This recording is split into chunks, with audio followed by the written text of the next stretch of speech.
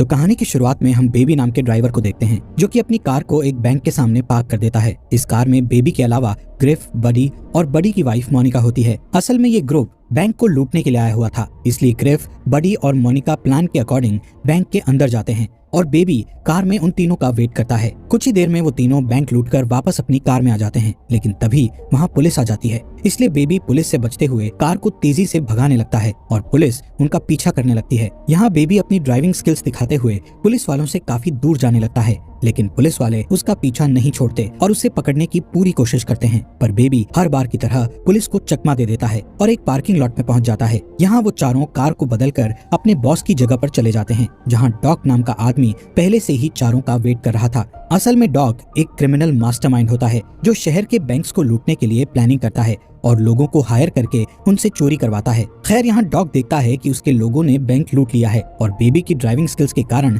इस बार भी पुलिस उन्हें नहीं पकड़ पाई। इसलिए डॉग खुश होकर चारों को उनका हिस्सा देने लगता है। तब ग्रिफ डॉग से कहता है कि आखिर तुम इस ड्राइवर को हिस्सा क्यों दे रहे हो, जबकि पूरा काम हम तीनों ने अकेले किया है और बेबी ने सिर्फ कार चलाई थी। जिस पर डॉग कहता है कि तुम तीनों बेबी की वजह से ही जिंदा हो। अगर तुम सबको बेबी सही समय पर वहाँ से नहीं निकालता तो पुलिस तुम्हें पकड़कर जेल में डाल देती।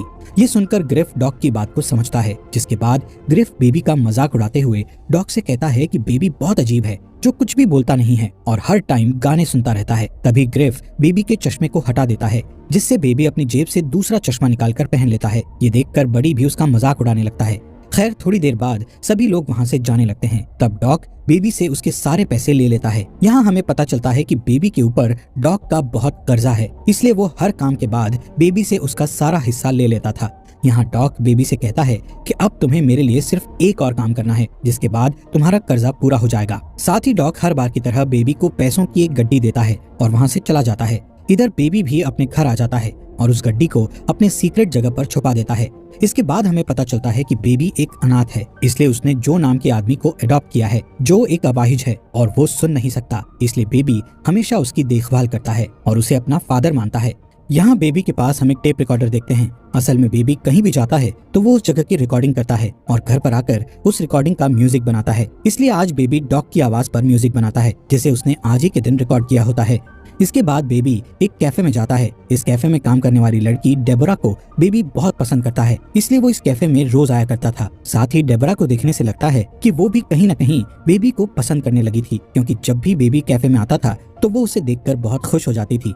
एक दिन बेबी को डॉग का फोन आता है, जो बेबी को उसके न्यू मिशन के लिए रेडी होने को कहता है। इसलिए अगले दिन वो डॉग की जगह पर जाता है, जहाँ डॉग उसे अपने नए ग्रुप से मिलाता है, जिसमें एडी, जेडी और बैट्स नाम के 3 क्रिमिनल होते हैं और बेबी को अपना अगला मिशन इन तीनों लोगों के साथ करना था। यहाँ बैट्स और उसके दोनों साथी बेबी के चश्मे और ईयरफोन के कारण उसका काफी मजाक उड़ाते हैं, पर बेबी उन्हें कुछ भी जवाब नहीं देता है, क्योंकि बेबी को बहुत कम बोलने की आदत होती है। तभी डॉग उन तीनों क्रिमिनल्स को बताता है कि बेबी को टिनिटस नाम की बीमारी है, जिसमें इंसान के कान बजते रहते हैं, इसलिए बेबी हमेशा सॉन्ग सुनता रहता है। ये सुनकर वो तीनों बेबी का मजाक उड़ाना बंद कर देते हैं। फिर डॉग चारों को अपने प्लान के बारे में बताता है। डॉग की प्लानिंग सुनने के बाद चारों एक बैंक को लूटने के लिए निकल जाते हैं। थोड़ी ही देर में वो सभी उस बैंक तक पहुंच जाते हैं और बैट्स अपने लोगों के साथ बैंक के अंदर चला जाता है। पर जैसे ही वो बैंक लूटकर कार में बैठते हैं तो एक अनजान आदमी उन पर शूट करने लगता है, जिससे बेबी जल्दी से अपनी कार को भगाने लगता है। पर वो अनजान आदमी अभी भी उनका पीछा कर रहा होता है, इसलिए बैट्स उस आदमी को शूट करके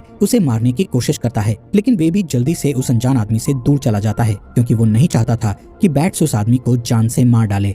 इसके बाद उनकी कार एक ट्रैफिक में फंस जाती है, इसलिए वो चारों एक औरत की कार छीनकर वहाँ से भागने लगते हैं, जिस दौरान उन्हें एक पुलिस कार दिखाई देती है। पर बेबी पुलिस से बचकर पार्किंग लॉट में पहुंच जाता है, जहां पहले से ही उनकी 2 कार रखी हुई थी। इसलिए वो चारों उन दोनों कार्स को लेकर सीधे डॉग के पास पहुंच जाते हैं। तब बेबी सबके लिए कॉफी लाता है और देखता है कि वहां जेडी नहीं है। वो बैट्स से जेडी के बारे में पूछता है, जिस पर बैट्स कहता है कि उसने अपनी गन को रास्ते में गिरा दिया था, जिस वजह से हम सभी फंस सकते थे, इसलिए मैंने उसे मार डाला। ये सुनकर बेबी शॉक हो जाता है, लेकिन ये बेबी का लास्ट मिशन था, इसलिए वो जेडी के मर्डर वाली बात के बारे में ज्यादा नहीं सोचता। अब बैट्स और एडी अपना अपना हिस्सा लेकर चले जाते हैं। इधर डॉग हर बार की तरह बेबी से उसका हिस्सा ले लेता है और उसे सिर्फ एक गड्डी देता है। साथ ही वो बेबी से कहता है कि तुमने तुम्हारा पूरा कर्जा चुका दिया है, इसलिए अब तुम आजाद हो। पर तभी डॉग बेबी को आखिरी काम करने का कहता है, जिसमें उसे जेडी की लाश और उस कार को ठिकाने लगाना था। इसलिए बेबी जेडी की लाश और उस कार को ठिकाने लगाने चला जाता है, जिस दौरान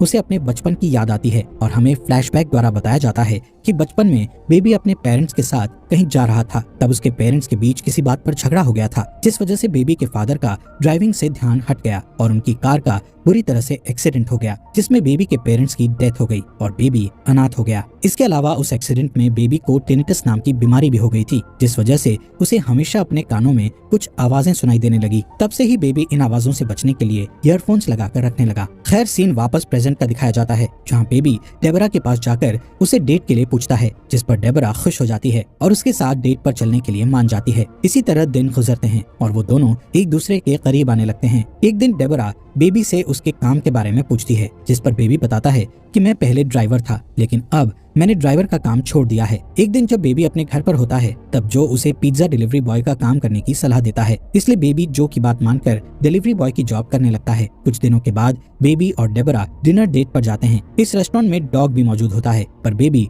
डॉग को इग्नोर करने लगता है। लेकिन डॉग जब बेबी को देखता है तो वो उसे अपने पास बुलाता है। डॉग बेबी से कहता है कि तुम्हारे जाने के बाद मेरा कोई भी काम सही नहीं हो रहा है, क्योंकि तुम मेरे लिए बहुत लकी थे। तभी डॉग कहता है कि मैं चाहता हूँ कि तुम फिर से मेरे साथ काम करने लगो, लेकिन बेबी डॉग के साथ काम करने से मना कर देता है, जिस पर डॉग कहता है कि मुझे पता है कि तुम्हारे पास पैसे नहीं हैं और तुम डिलीवरी बॉय का काम कर रहे हो।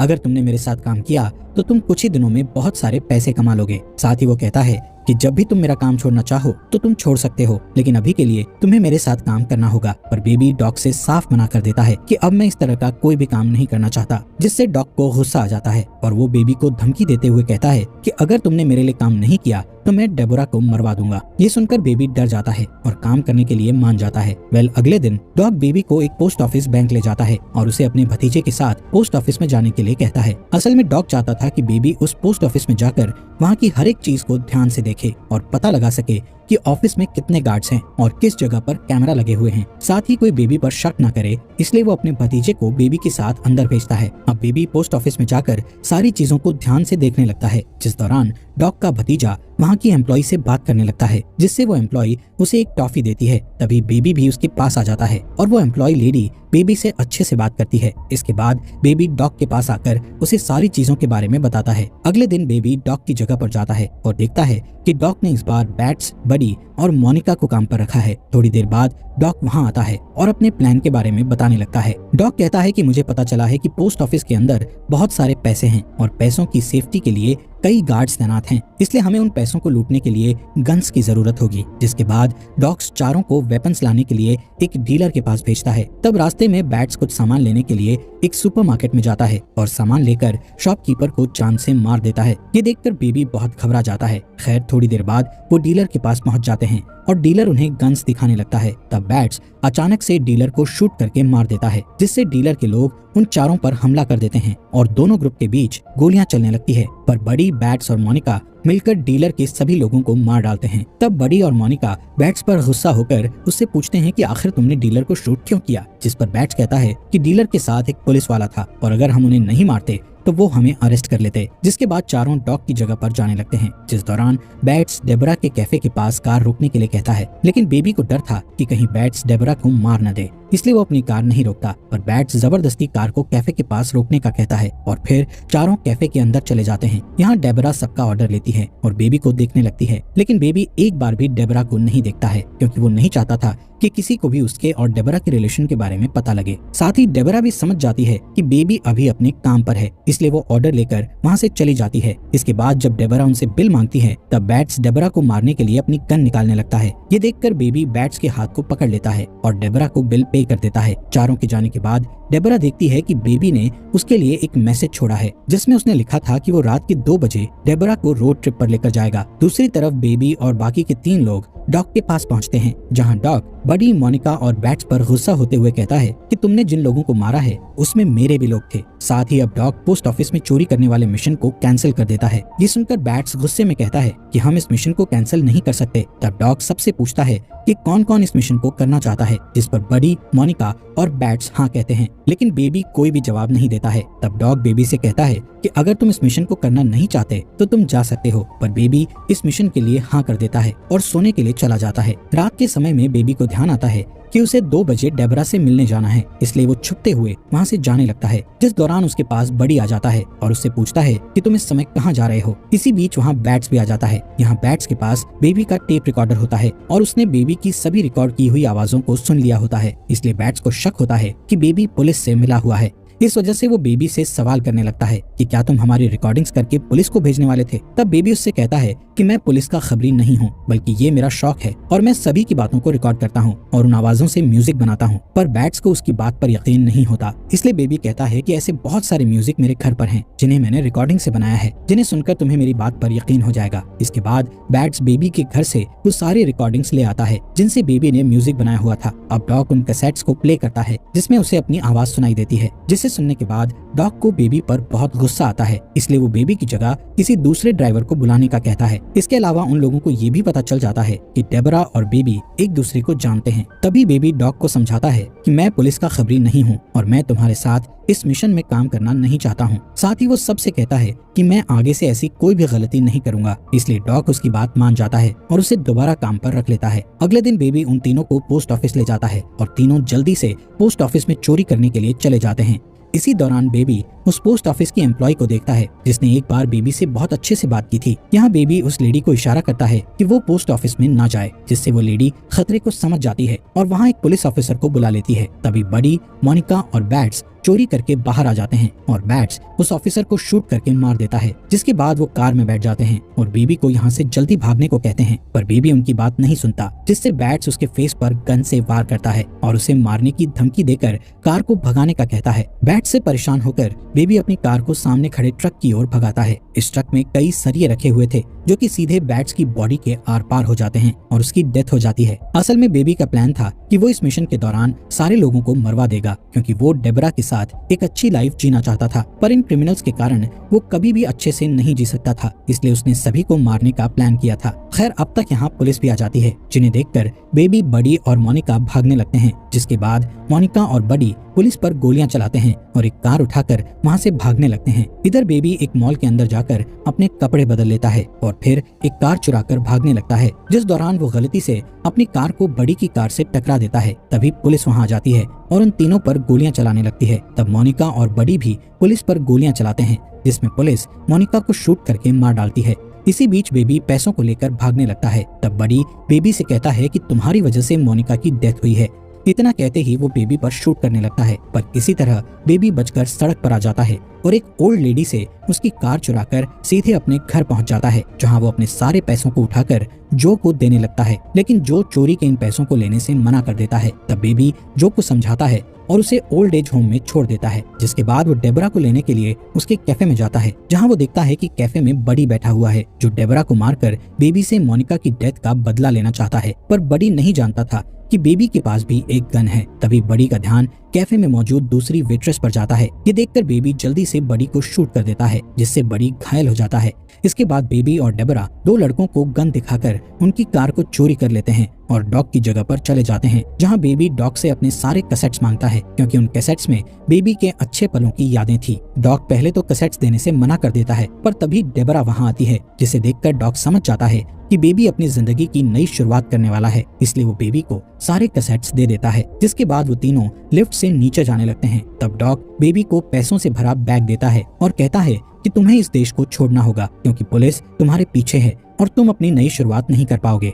जैसे ही तीनों नीचे आते हैं, तब उनके सामने गन डीलर के 3 लोग आ जाते हैं, जो अपने बॉस का बदला लेने के लिए डॉग और बेबी पर हमला करने लगते हैं। तब डॉग बेबी और डेबरा को भागने को कहता है और अकेले ही उन तीनों लोगों से लड़ने लगता है। इसी बीच बडी पुलिस की कार लेकर वहां आ जाता है और गुस्से में डॉग को ही मार देता है, जिसके बाद वो बेबी के पीछे पड़ जाता है। तब बेबी एक कार से बडी की कार को ठोकने लगता है और बार बार अटैक करके वो उसकी कार को बिल्डिंग से नीचे गिरा देता है, पर बडी कार के गिरने से पहले ही उस कार से उतर जाता है और बेबी पर गन पॉइंट करके उसके कानों के पास गोली चलाने लगता है, जिससे बेबी नीचे गिर जाता है और उसके कानों में बहुत दर्द होता है। ये देखकर डेबरा एक रॉड से बडी पर हमला कर देती है, लेकिन बडी डेबरा को पकड़ लेता है और उसे मारने लगता है। तभी बेबी बडी की गन उठा लेता है और बडी के पैरों में शूट कर देता है, जिससे बडी अपना बैलेंस खो देता है और बिल्डिंग से नीचे गिरकर मारा जाता है। अब डेबोरा बेहोश बेबी को एक कार में बैठाकर वहाँ से निकल जाती है और इसी तरह सुबह हो जाती है। थोड़ी दूर जाने के बाद